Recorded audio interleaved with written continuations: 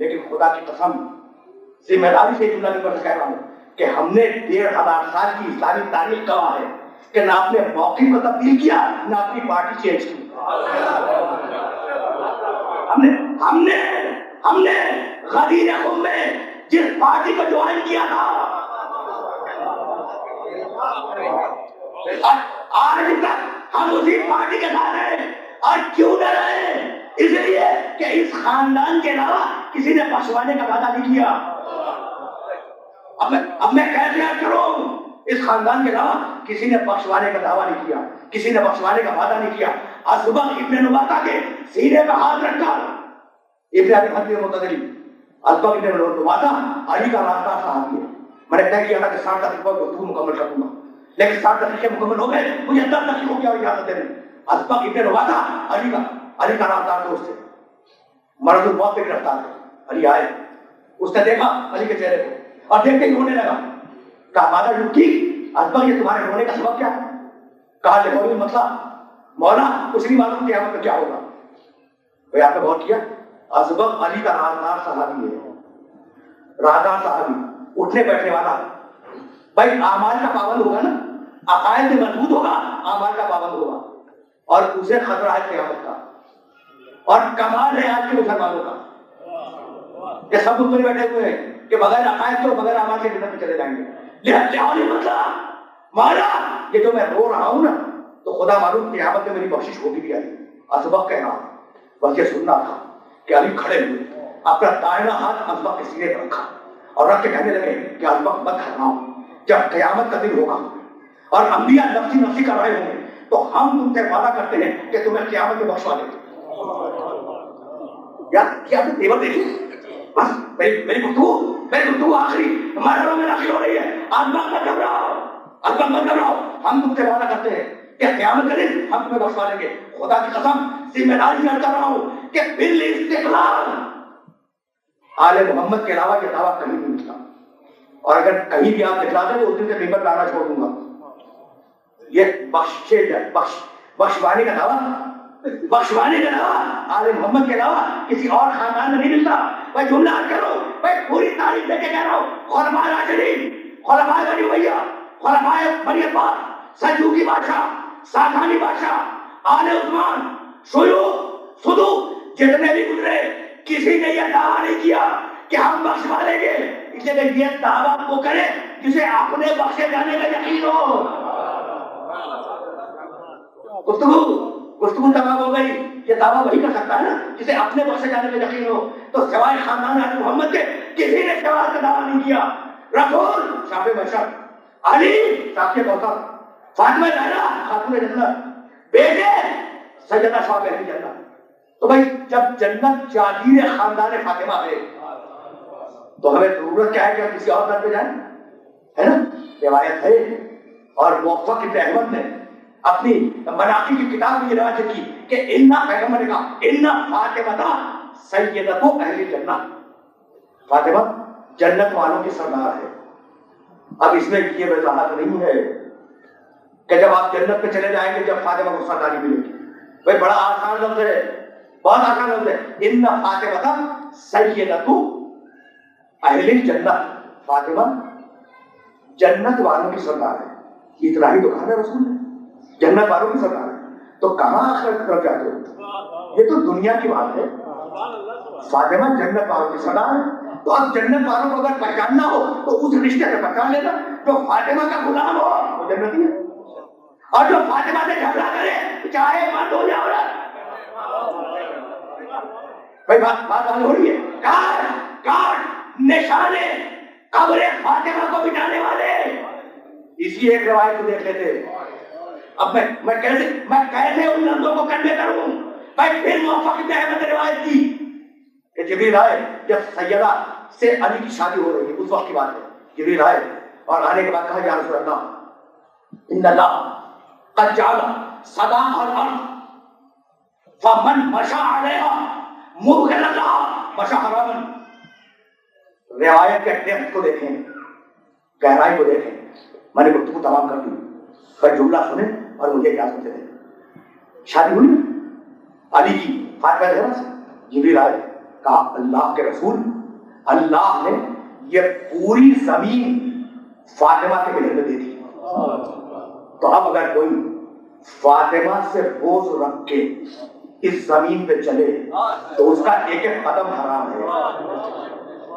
بھائی عجیب ہے، فاطمہ کے دشمنوں کو یہ روایت توجہ کے ساتھ سننی چاہیے کہ اگر دل میں دشمنی ہے تو اس زمین پر قدم رکھ کے چلنا بھی حرام ہے، چاہے خود چلو چاہے چلنے والوں کو بلوا دو۔ بات مکمل ہو گئی، اب مجھے اس مرحلے فکر سے آگے نہیں جانا، چاہے خود چلو ہر قدم حرام، دوسروں کو بلوا کے چلواؤ ہر قدم حرام۔ تو بھائی جب زمین پہ چلنا حرام ہوگا تو کیا زمین سے پیٹرول کے ذخائر کا نکالنا حرام نہیں ہوگا؟ میری گفتگو اپنے آخری مرحلوں میں داخل ہوئی۔ دشمنی ہے فاطمہ کرنے والوں کو یہ بات اپنے ذہن میں رکھنی چاہیے کہ ہر سال کوئی زمین پہ نہیں جائے وہ حرام ہے، ہر قدم کوئی زمین کو اٹھایا جائے فاطمہ کے دشمن کے لیے وہ حرام ہے۔ کیوں؟ اس لیے کہ یہ وہ بیوی ہے، یہ وہ بیوی ہے جو شفاعت کا پروانہ دے کے دنیا میں آئی، اور میری گفتگو اس مرحلے میں تمام ہو گئی۔ یہ بیوی شفاعت کا پروانہ لے کے آئی، جملے سنیں مجھے اجازت دیں۔ صاحب منہاج الامت میں ان کا تعلق ہمارے فرقے سے نہیں، ایک بڑا چھوٹا سا واقعہ لکھا اور اس واقعے کو عرض کروں گا، یہی فضائل بیوی کے یہی بتائے اور آپ کی اجازت دے دوں۔ دیکھیں 65 دقیقے مکمل ہوئے اور 5 دقیقوں میں بات کو مکمل ہو جانا ہے۔ صاحب منہاج الامت کہتے ہیں کہ جب بیوی کی وفات کا وقت آیا تو انہوں نے علی سے کچھ وصیتیں کی، وہ وصیتیں کل عرض کروں گا، کل سنوں، لیکن آج وقت اس واقعے کو سنیں مجھے یاد رکھیں، یہی فضائل ہے اور یہی بیوی کے مسائل ہیں۔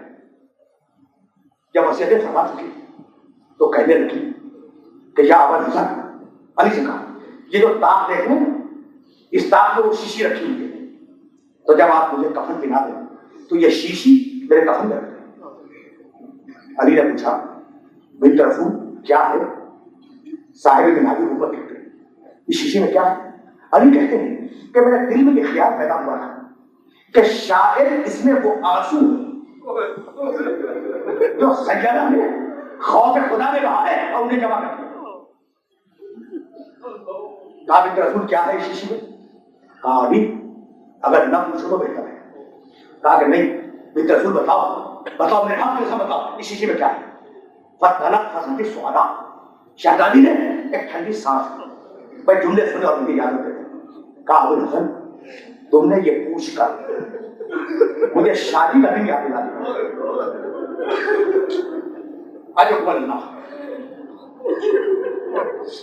بابا شہزادی کو روایت کرتے بابا میرے خدنے میں داخل ہوئے اور کہا کہ بیٹی میں نے تیری شادی علی کے ساتھ اتنے درہم پہ طے کی، مہر تو راضی ہے؟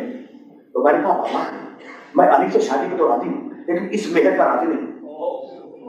بھائی عمر پلٹے پلٹ کے باہر جا رہے، جبریل آئے، سلام کیا، کہا یا رسول اللہ اللہ نے آپ کو سلام کہا اور کہا کہ اگر آپ کی بیٹی اس مہر پر راضی نہ ہو تو ہم نے اس زمین پر جتنا پانی ہے وہ سب اس کے مہر میں لکھ دیا۔ یہ ہے شہزادی کی اہمیت۔ فقط وہ جملے کرو، جتنا پانی ہے نا وہ ہم نے شہزادی کے مہر میں اس تیری بیٹی کے مہر میں لکھ دیا۔ پیغمبر پڑھ کے میرے باپ پڑھ کے خوش ہو کے پڑھ کے کہا بیٹی اللہ نے اس دنیا کا سارا میٹھا پانی تیرے مہر میں لکھ دیا، اب تو راضی ہے نا؟ کہا بابا میں شادی پر راضی ہوں لیکن اس مہر پہ بھی راضی نہیں ہوں۔ پیغمبر پھر پڑھ کے جیسے ہی قدم نکالا جبریل پھر آئے اور کہا کہ یا رسول اللہ اگر آپ کی بیٹی کسی مہر پر راضی نہیں ہے تو اللہ آپ کو سلام کہتا ہے اور کہتا ہے ہم نے پوری زمین سجدہ کی مہر میں لکھ دی۔ پیغمبر خوش ہو کے پھر پڑھ کے کہا کہ بیٹی اب تو پوری زمین تیرے مہر میں لکھ دی، اب تو راضی ہے نا؟ کہا بابا میں آپ کو بتا چکی کہ میں شادی میں راضی ہوں لیکن اس مہر پر راضی نہیں ہوں۔ بیٹھ گئے پیغمبر اور کہا بیٹی پھر تم مہر میں کیا چاہتی ہے؟ بھائی سنے نہیں شہزادی کے جملے، بس یہی تعلیم کو تمام ہو جانا ہے، اس کو یہی ختم ہو جانا ہے۔ کہا کہ بیٹی چاہتی کیا ہے، مہر میں چاہتی کیا ہے؟ تو شہزادی نے کہا کہ بابا میں نے اکثر راتوں میں دیکھا ہے کیا آدھی رات کے قریب اپنے حجرے سے نکل کر زیر آسمان پاروں کو بکھا دیتے ہیں اور اپنی امت کی بخشش کے لیے دعائیں مانگتے ہیں. تو بابا میں اپنے محل میں آپ کی امت کی بخشش مانگ رہی ہوں. شہزادی کہتی ہے ابھی یہ جملہ تمام نہیں ہوا تھا کہ جبریل ایک بھڑکا لائے. بسم اللہ الرحمن الرحیم. یہ خدا ہے علی اعلیٰ قاہر ہے اپنی کنیز فاطمہ زہرا کے ساتھ کہ جب وہ اس برقعے کے ساتھ قیامت میں آئے گی تو جسے کہے گی اسے رکھ دوں گا. تو علی اس شیشی میں وہ برقع رکھا ہوا ہے. بس میں نے تقریر تمام کی. آخری جملہ کر رہا ہوں. بی بی قیامت میں جب اس برقعے کے ساتھ آئے گی تو جسے کہے گی رکھ دوں گا.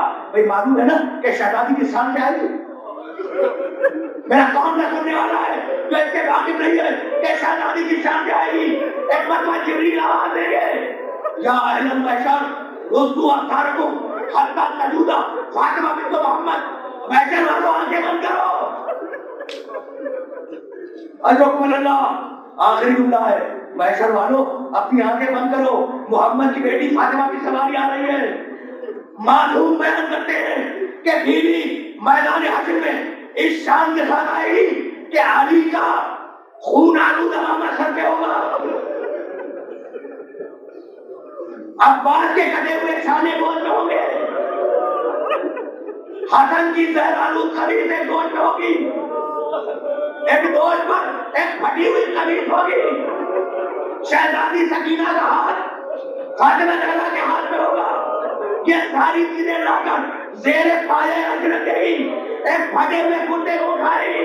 پڑھے کی پرور نکالا یہ میرے حسین کا پتہ اللہ کرتا ہے.